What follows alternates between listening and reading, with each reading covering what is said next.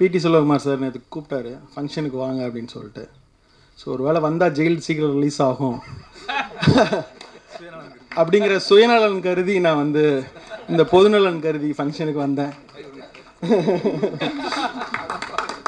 ஏன்னா வராமல் விட்டால் எதுவும் பிரச்சனையாக வரக்கூடாது, நம்ம ஜெயிலுக்குள்ளே போகிறதுக்குள்ளேயும் ஜெயில் வந்துடணும் அப்படின்னு நினச்சேன்.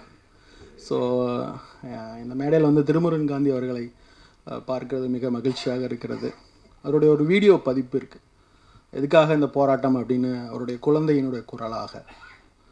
அதை கேட்குறப்ப நம்மளாம் எவ்வளோ கொடூரமானவர்கள், சமூக விரோதிகள், நிஜமான சமூக விரோதிகள் நம்ம தான் அப்படின்னு தோணுது. எல்லா சமூக விரோதத்தையும் அனுமதித்து கொண்டு, அதை சகித்து கொண்டு, அவர்களுடன் கைகுலுக்கி கொண்டு, அவர்களை நண்பன் என்று அழைத்து கொண்டு, தலைவன் என்று அழைத்து கொண்டு நாம் வாழ்கிற ஒரு சமூகத்தில் வாழும்போது எந்த சமரசமும் இல்லாமல் இந்த சமூகத்திற்காக தன்னை அர்ப்பணித்துக் கொள்கிற ஒரு மாபெரும் மனிதனை நான் பார்க்கிறேன்.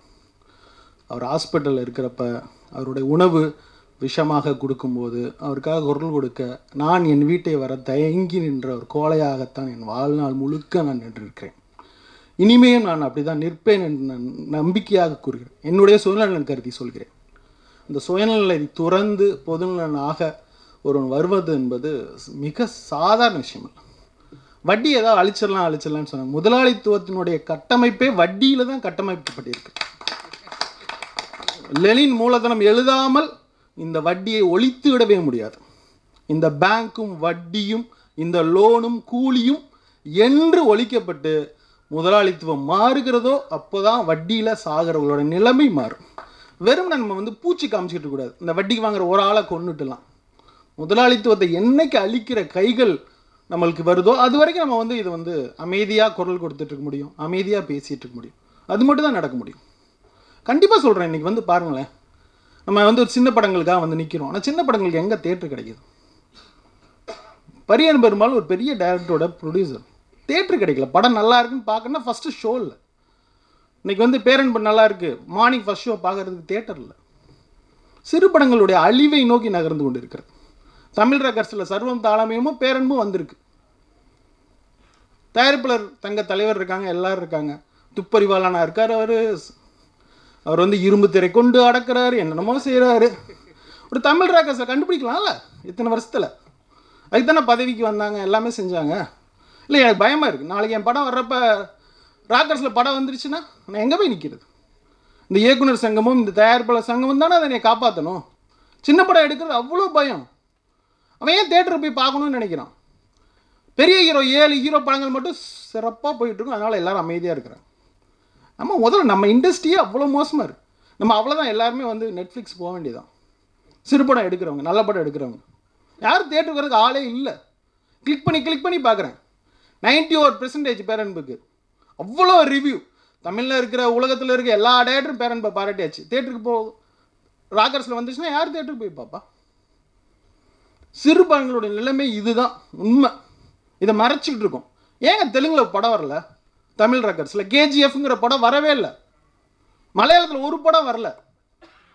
எந்த லாங்குவேஜிலும் இல்லை. ஏன் தமிழ் ராக்கர்ஸை கண்டுபிடிக்க முடியல? ஸோ கண்டுபிடிச்சி நீங்கள் அமைதியாக இருக்கீங்களா?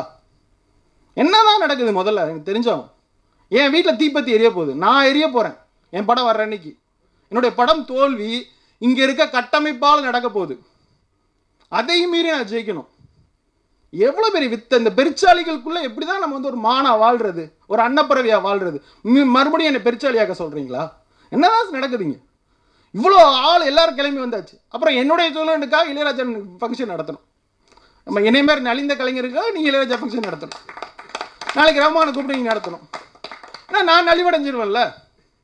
சிறுபடம் எடுக்கிற தயாரிப்பாளர் நலிவடைஞ்சா டைரக்டர் நலிவடைஞ்சிருவான். கண்டிப்பாக நம்மளுக்கு விஜயோ அஜித்தோ கால்ஷீட் கொடுக்க போகிறதில்ல, மிஸ்கின் சாருக்கோ எனக்கோ கொடுக்க போகிறதில்ல. ஸோ நாங்கள் ஒரு புதுமுகத்தையோ ஒரு சிறு ஹீரோ வச்சு தான் பண்ணுவோம். ஏன் கண்டுபிடிக்க முடியல? ஷட் டவுன் பண்ணுங்க தமிழ் இண்டஸ்ட்ரியே. முதல் இதை கண்டுபிடிங்க. தெலுங்குல மலையாளத்தில் வரலங்க. ஒரு ராக்கர்ஸ் இல்லை. இன்னைக்கு அப்லோட் இருக்குங்க. தமிழ் ராக்கர்ஸ் எதில் இருக்குன்னு எனக்கு தெரியுது. ஒரு மலையாளத்தில் 6 மாதத்துக்கு முன்னாடி வந்த படத்தை என்னால் பார்க்க முடியல. இதை சரி பண்ணாமல் நம்ம சிறு படங்களுடைய ஆடியோ ரிலீஸ்க்கு போகிறப்ப எனக்கு மனசுலாம் வலிச்சிச்சு. ஐயோ போய் பாராட்டிட்டு வந்துடுவோம், பாவம் அவங்க ரிலீஸ் பண்ணுறதுக்குள்ளேயும் தியேட்டர் கிடைக்காது, ஷோ கிடைக்காது, நல்ல இடம் கிடைக்காது, அதுக்குள்ளே ராக்கர்ஸில் மாலில் 1 ஹவருக்கு 40 ரூபா. ஒரு பைக் பார்க் பண்ணால், கார் பார்க் பண்ணால் 120 ரூபா. ஒரு கார் இதெல்லாம் அழிக்கிறேன் ஒழிக்கிறேன்னு சொல்லிட்டு தான் நீங்கள் வந்தீங்க. முழு வேலையில் இருக்கிறவன் தயவுசெய்து தலைவர் பதவிக்கு வராதீங்க. இல்லை அந்த வேலையை செஞ்சு முடிங்க. அதை செய்யாமல் நீங்கள் எதோ வேலை செஞ்சுக்கிட்டே இருக்கிறீங்க, ஒழுங்காக துப்பறீங்க. இப்போ ரொம்ப மோசமான நிலைமை இருக்குது. என் வீடு தீப்பற்றி எரிய போகிறது, எரிந்து கொண்டு இருக்கிறது. இப்போது நான் பிடில் வாசிக்க தயாராக இல்லை. எனினும் பொதுநலன் கருதி மாபெரும் வெற்றி அடைய என் மனமார்ந்த வாழ்த்துக்கள். யூடியூப் ஆப்ல மாலை மலர்னு டைப் பண்ணுங்க, அப்படியே சப்ஸ்கிரைப் பண்ணுங்க. பண்ண உடனே பெல் ஐகானை கிளிக் பண்ணுங்க. நவ் இன்ஸ்டன்ட் அப்டேட்ஸை பார்த்து என்ஜாய் பண்ணுங்க.